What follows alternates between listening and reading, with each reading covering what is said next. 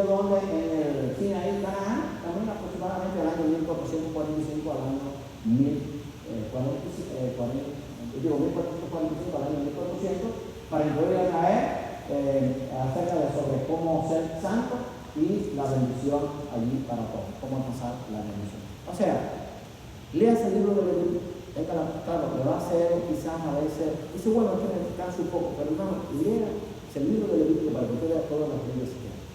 Había leyes para la esclavitud que eran muy buenas. Había que redimir al esclavo, había que darle la libertad, tenían ciertos derechos, se le daba también derechos a los huérfanos, a las viudas, se le daba derechos también a los extranjeros. O sea, había una pila de leyes que eran muy buenas, que no la tenían ninguno de los pueblos alrededor. Porque cuando hablamos de la ley, pensamos que solamente la ley era los 10 mandamientos. No, creo que hay más de 600. Aproximadamente 600, un poquito más, de leyes que tenía Israel. Pero todos tenían un propósito. Que ellos entendieran la santidad de Dios y que entendieran que era imposible cumplirla, que por eso tenía que venir el Mesías. Eso es lo que tristemente el pueblo de Israel después no entendió con el mismo Cristo. Pero ellos sí sabían que tenía que venir el Mesías, porque todavía lo están esperando. Pero fíjense si esto de la ley tenía un propósito, que dice Santiago, si cumplimos toda la ley y faltamos en un punto, somos culpables. No había hombre que pudiera cumplir. Es más, ni los 10 mandamientos hay que los cumplir, pero bueno, la ley no era solamente los 10 mandamientos. En el libro de Levítico están precisamente todas esas leyes para incluir a él acerca de cómo se debía adorar a Dios y de cómo ellos podían ser bendecidos por Dios si ellos obedecían. Porque lo que se trataba aquí era de que ellos entendieran que en la obediencia estaba la bendición. Miren, busquen la Biblia. Nunca los desobedientes han encontrado bendición. Los obedientes a Dios, a su llamado, a su palabra, cuando tratamos de hacer lo que Dios te ha dado, pues entonces eso nos da la bendición de Dios. El que escribió allí en el libro de Samuel, no me he olvidado allí, dice que el obedecer es mejor que los sacrificios.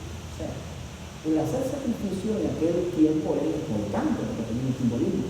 Pero ¿qué pasaba? El pueblo hacía los sacrificios, pero no quería obedecer la palabra de Dios. Eso tenía un choque. Eso era lo que le pasaba a ofrecer. Conocían la ley al dedillo, llamaban la mente, el elemento, el comino, y entonces dejaban lo más importante, la misericordia y el amor, y la justicia. Entonces yo digo, oye, aquello era necesario hacer, pero es que han dejado lo más importante.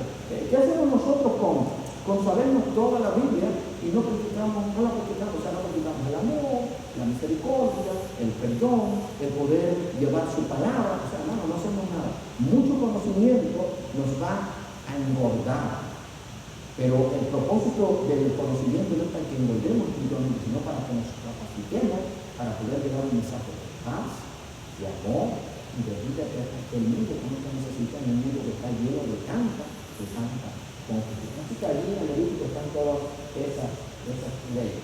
Ahora, vamos a ver el resumen de los capítulos. Del 1 al 7 tiene que ver con los sacrificios.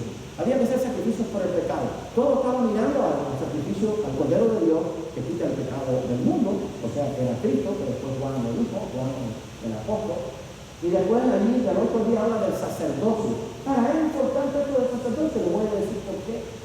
Si usted lee los sacerdotes, mire, Dios nunca le dijo al hombre, oye, ¿cómo tú quieres adorar? Ese es el error de hoy, por eso yo no sé por qué la gente te convierte. Dios nunca le dijo al hombre, ¿cómo tú quieres adorar? Dios le dijo al hombre, yo te voy a decir cómo tú tienes que adorar. Es más, le digo, los utensilios tienen que ser de esta forma. Dios dio la medida, dio los materiales, las medidas del tabernáculo, las medidas del templo. Pero también en cuanto al sacerdocio, digo, cómo tenía que ser la vestimenta y de qué forma había que hacerlo y de qué material había que hacerlo. Y si usted recuerda, y siempre menciono esto porque lo que voy a decir a continuación, inclusive después de todo su vestimenta, que tenían un simbolismo con las 12 piedras de pectoral, significaban las 12 tribus de Israel, tenían los calzoncillos que le llevaban al tobillo de lino fino. No podían entrar, que no le faltara una piedra. En el tiempo bíblico pasaba esto. Si el sacerdote entraba a ministrar, faltándole algo de su vestimenta, hermano, no había amonestación, morían de la vida. Porque Dios quería enseñar a su pueblo, tenía que ser eso. ¿Por qué? Porque se violaban. Y además, ¿por qué estableció Dios este sacerdocio? Porque acuérdense que todas las naciones que rodeaban Israel eran naciones paganas. Casi todas esas naciones, en vez de tener sacerdotes, tenían sacerdotisas. sacerdotisas, aunque también había sacerdotes, pero las sacerdotisas eran prostitutas, andaban prácticamente desnudas, sin ninguna vestimenta. Por eso Dios se ocupó de la vestimenta del sacerdote. Y por eso el pastor hoy en día tiene el sacerdote, pero también el cristiano y el sacerdote, hablando del sacerdocio del creyente, no del sacerdote en el sentido que la gente lo conoce, tiene que tener una vestimenta espiritual que es la más importante, de mansedumbre, de amor, de perdón, de comprensión, de poder sobrellevar, de crecimiento espiritual, pero también una vestimenta correcta. Hay un dicho que dice que el hábito no hace al monje, eso es verdad, pero el hábito dice quién es el monje. Porque, por ejemplo, un policía se viste de policía, un bombero se viste de bombero, un médico o un cirujano se viste de cirujano, etcétera, etcétera. Ahora, yo siempre pongo este ejemplo, vamos a suponer que a usted lo van a operar, todavía no le han puesto la anestesia y viene el cirujano disfrazado de bombero. Entonces dicen, no, no va a operar a mí, pero no es cirujano, es bombero, o de policía. O sea, la vestimenta no hace al monje, pero dice quién es el monje. Bueno, el cristiano es igual. No. Y eso lo vemos mucho con los jóvenes, a veces no lo entienden. Yo tengo que vestirme correctamente. Ahora bien, miren, el yo usar traje, corbata, hermano, para mí es más fácil de venir en un pullover, pero creo que es lo más honroso. Esto se ha perdido en todo sentido. Pero, por ejemplo, usted va a un banco, y eso es lo que a veces la gente no entiende. Y si usted va al banco a pedir trabajo, y usted va en pantalón, en tenis, en un pullover, olvídese, no se lo vamos a hacer. Usted tiene que ir bien vestido y con una corbata. Y para trabajar tiene que ser así. Y en ciertos lugares tiene que ir con traje. No puede trabajar de otra forma. Entonces, ¿qué ha pasado en el sacerdocio cristiano? Uno se ha tirado por la boca. Y ya digo, lo más importante es la vestidura de adentro. Estamos hablando de la vestidura del sacerdote. Si yo no me visto correctamente, hermano, yo he visto cada predicador y vaya, que me da miedo, sinceramente se lo explico. Ahora, yo no los puedo juzgar, quizás haya predicadores que se visten muy bien y por dentro están podridos. Yo sé que los hay. Pero tiene que ser las dos cosas juntas, o sea, estar presentable por dentro y por fuera. Primero por dentro y después por fuera. O sea, porque si no, entonces, ¿qué propósito tenía la vestidura del sacerdocio? Porque esto estaba mirando al futuro, a la venida de Cristo. Por eso si usted va a las epístolas, creo que es en Pedro o en Juan, dice que no, las mujeres no se vistan con peinados ostentosos, y esto y lo otro, y la vestimenta del hombre también tiene que ser correcta. Entonces, ¿por qué Dios hizo esto? Precisamente para que entendieran que cuando estaban ministrando, estaban delante de la presencia de Dios. Ellos me están ganando. Yo creo que el púlpito es algo, no es para adorar, lo voy a explicar, es que no es para adorar, pero el púlpito es algo que hay que respetar, que hay que honrar en el sentido yo con mi presencia. No puedo venir aquí como yo me dé la gana, porque no está bien. Pero no porque yo lo diga, es porque la Biblia me lo enseña. Porque si lo que pasaba en el tiempo antiguo pasa ahora, estuviéramos sin pastores aquí en todo el mundo. Lo hubieran muerto todos los días. Porque en aquel tiempo no era que te llamaba la atención el sumo sacerdote, oye, entraste mal, no, te morías en el acto. Entonces, como entraban con una tira, lo alaban, porque tuviera el lugar santísimo, no importaba. Moría en el acto, no podía entrar, no le podía faltar ni el más mínimo detalle. Pero ¿por qué Dios lo hizo? Para que entendieran que estaban delante de la presencia. Eso no puede caer en el ritualismo extremo que hace la gente, no, sino simplemente que entendamos que estamos delante de un Dios al cual tenemos que adorar de la mejor forma. Hermano, la mejor forma que yo tengo de adorar a Dios es esta, cuando yo predico, porque creo que es lo más correcto, es lo más serio. Y no puedo buscar la moda por la moda no indecente, la moda que agrade a Dios. Porque recuerden, en el tiempo bíblico las sacerdotisas andaban sin todo. Por eso es que el sacerdote tenía esta figura. Fíjense todo lo que tenemos. Ahora, en los versículos del 11 al 15 del capítulo de Jesús, de los capítulos levíticos, se habla de lo puro y de lo impuro. Entonces, hoy, ¿qué pasa? Porque, acuérdense, y vuelvo y repito, cuando aprendemos el Antiguo Testamento, estamos mirando hacia el Nuevo Testamento. Porque cuando usted va a Timoteo dice, toda la escritura es inspirada por Dios, pero en ese tiempo todavía no estaba compilado el Nuevo Testamento. O sea, yo tengo que entender que lo que está, bueno, dice Romanos 15, creo que es 15:4, dice que las cosas que se escribieron antes para nuestra enseñanza se escribieron. Estaba hablando del Antiguo Testamento. O sea, que cuando yo estudio el Antiguo Testamento, yo tengo que mirar a mi vida cristiana. Por ejemplo, en el tiempo antiguo estaba el sacerdote que ministraba en el tabernáculo o ministraba en el templo, pero ahora también dice la Biblia que yo soy un sacerdote El pastor es un sacerdote y el creyente es un sacerdote. Es lo que se llama en la Biblia el sacerdocio del creyente. Yo tengo que ser sacerdote en mi hogar, con mis hijos, con mis nietos, con mi familia, con mis compañeros de trabajo, con mis amigos, con el que sea. Ahora bien, se habla allí en los versículos 11 a 15 de lo puro y lo impuro, pero hoy en día no se hace diferencia. Todo está bien. No, todo no está bien. Hay cosas que son para Dios puras y otras que son impuras. O sea, hay cosas que son malas y otras que son buenas, por lo tanto yo tengo que hacer lo bueno. Pero ¿qué pasa? Lo que dice Isaías 5:20, que a lo bueno le llaman malo, a lo malo bueno. Entonces, ¿qué ha pasado? Eso está afuera, pero se ha metido dentro de la iglesia. Entonces yo tengo que tener mucho cuidado. No, ya eso se puede hacer. No, eso no se puede hacer. Eso puede, no, porque lo hace yo, hace todo el mundo, pero no se puede hacer. Por ejemplo, la mayoría de las personas no creen en Dios. La mayoría de las personas no respetan la palabra de Dios. Mire, fue el hermano Cirilo Abreu ayer o antier y tuvo un mensaje allí, un pequeño mensaje, o sea, una pequeña devocional de la visita, de la lectura bíblica, y un señor que salió.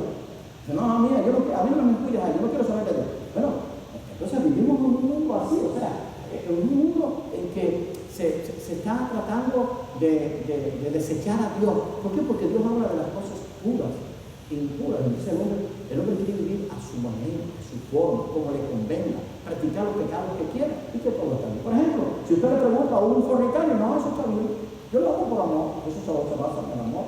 A un idólatra, no, lo estoy adorando. Eso es pecado. Entonces, Dios separó muy bien lo puro de lo impuro, lo profano de lo santo. O sea, no se puede profanar el templo de Dios. Y el templo de Dios en el que adoramos, y el templo de Dios que es nuestro cuerpo. O sea, yo tengo que darle a Dios lo mejor. Pero cuando le doy a Dios lo mejor, hermano, tiene que ser del interior hacia el exterior. Hay un pasaje bíblico que dice que de la abundancia del corazón habla. O sea, puede ser que uno diga, pero de acuerdo con tú viste a la persona, ya lo dice, bueno, esta persona o es un desastre, a veces no es un desastre, pero la mayoría de las veces. ¿Por qué? Porque el monje, el hábito no es el monje, pero el hábito se dice que es el monje. O sea, si usted es una persona sucia, despeinada, hermano, no le voy a hablar a nadie porque nadie le va a escuchar. Yo tuve la oportunidad ahora en este tiempo en el hospital de predicarle a muchos. Y iba con mi saco de sport porque por el frío y porque me era más cómodo con las cosas, además porque a mí me gusta. Pero déjeme decirle que de esa forma yo prediqué a mucha gente. Pero yo no lo hacía por yo sé, no lo hacía porque yo soy así, pero lo que bueno, claro, podía ir con una camisa más larga, pero vaya bien vestido porque usted es un sacerdote de Dios. Y recuerden, hay ideas de este pasaje, del 8 al 10, para que te vean lo que pasaba con los sacerdotes. Había manifestaciones, moría, así que se tenía que poner. Ahora, el día de la expiación, el día del perdón. Aquí estamos mirando eso, el sacrificio de Cristo. Yom Kippur, el día del perdón. O sea, es una actividad que todavía se celebra el pueblo de Israel. Pero qué triste que no ha aceptado la expiación de Cristo en la cruz. O sea, la expiación por todo el pecado, con un solo sacrificio hizo perfectos a todos los hombres. Con un solo sacrificio ya nos hizo santos para siempre, si recibimos ese sacrificio por fe en nuestra vida. Pero el día de la expiación es que estaba mirando al sacrificio de Cristo. O sea, cuando usted estudia el Antiguo Testamento, usted va a ver que todo está mirando precisamente algo así. Así que ahí está. Y leyes para la vida diaria. Ahí está eso, algo maravilloso. Esas leyes para la vida diaria, si las practicara la gente hoy. ¿Por qué? Porque había mucha injusticia en el tiempo bíblico. En las naciones vecinas y también a veces Israel por influencia caía. Pero había leyes que guardaban y cuidaban a los trabajadores, a los empleados, a los extranjeros, a las viudas. O sea, había leyes sanitarias que inclusive hoy en día la gente las acepta. O sea, no se podía, por ejemplo, hacer sus necesidades en cualquier lugar, había un lugar para hacerlo, había que escapar. O sea, había leyes para la vida que eran leyes que funcionaban, pero eran leyes que fueron establecidas por el legislador de los legisladores, que es Dios. La ley de Dios es buena, como dice el apóstol Pablo, en todos sentidos. Pero ¿qué pasa hoy? El mundo está al revés porque ha despreciado la ley de Dios, ha despreciado a Dios y este es su palabra. Ojalá, mis amados hermanos, lo vamos a bajar hasta ahí, que nosotros en este estudio vamos a ver después viene Números y después viene Deuteronomio, lo vamos a ver en el próximo estudio, pero que este estudio nos sirva para una cosa, para comprender que si este es el único libro que tenemos que conocerlo. Ahora, no solamente basta con conocerlo, tengo que bajarlo al corazón y vivirlo, porque si no, no voy a tener autoridad para aprender. Tuve con los reuniones de pastores. Hay un muchacho que me está visitando, ya un joven adulto, pero se conoce la Biblia, es verdad, un joven que ha tenido sus pruebas, pero que se ha mantenido fiel. Y es verdad que conoce una cantidad de pasajes bíblicos, pero yo le dije, mira, le dije a uno que estaba al lado, que no lo conoce, qué bueno que él tiene ese conocimiento aquí, pero qué bueno que lo tiene abajo en el corazón. Porque si usted tiene mucho conocimiento bíblico y no lo baja al corazón, de nada de eso, está bueno. O sea, ese conocimiento es vano. Pero tenemos que tener un conocimiento bíblico en la mente, pero que tenga el corazón. Señor, ayúdame a vivir conforme a tu palabra. Esa es la regla que tengo yo. O sea, esa es la norma que debe tener el creyente. Si esta es la palabra de Dios y yo la amo, yo tengo que obedecer. ¿Qué fue lo que dijo Cristo? El que me ama, mi palabra guardará y mi Padre la amará.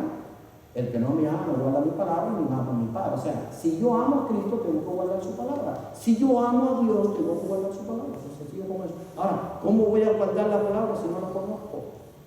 Como decía Pablo, no conocía el pecado sino a través de la ley. Pero ¿cómo yo voy a amar la palabra si no la conozco? Entonces yo tengo que tener por lo menos un conocimiento general de la palabra de Dios para vivir de acuerdo a ella y para poder llevar ese mensaje de esperanza, ese mensaje de vida eterna, ese mensaje de la verdadera sabiduría, de la cual vamos a predicar el domingo por la noche, ese mensaje del único Dios verdadero, está ahí. Pero tengo que conocerlo, si no, no puedo decir. Que Dios nos bendiga, vamos a orar, y entonces, hoy no va a haber material, pero ya ahora cuando terminemos todo el libro del Antiguo Testamento, pues entonces les vamos a dar el material. Vamos a orar.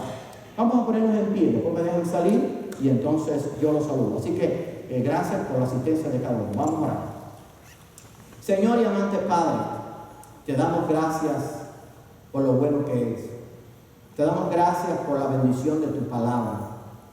Te damos gracias porque podemos estudiarla libremente.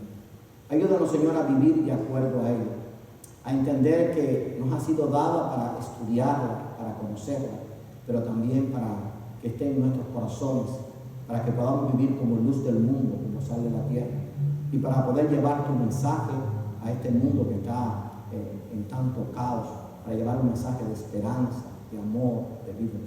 Ayúdanos a ser fieles sacerdotes, en el sentido allí bíblico de la palabra, el sacerdocio del creyente, el sacerdocio en el hogar, el sacerdocio en el trabajo, en la escuela, en el vecindario, que realmente, o en el hospital, en el lugar en que estemos, que podamos ser fieles hijos tuyos, que conozcamos tu palabra. Ayúdanos, Señor, a serte fieles y perdona nuestros pecados. Te lo pedimos todo humildemente en el nombre de tu amado Jesucristo. Amén. Bien, que Dios les bendiga, me dan un chance y lo bajo para saludar.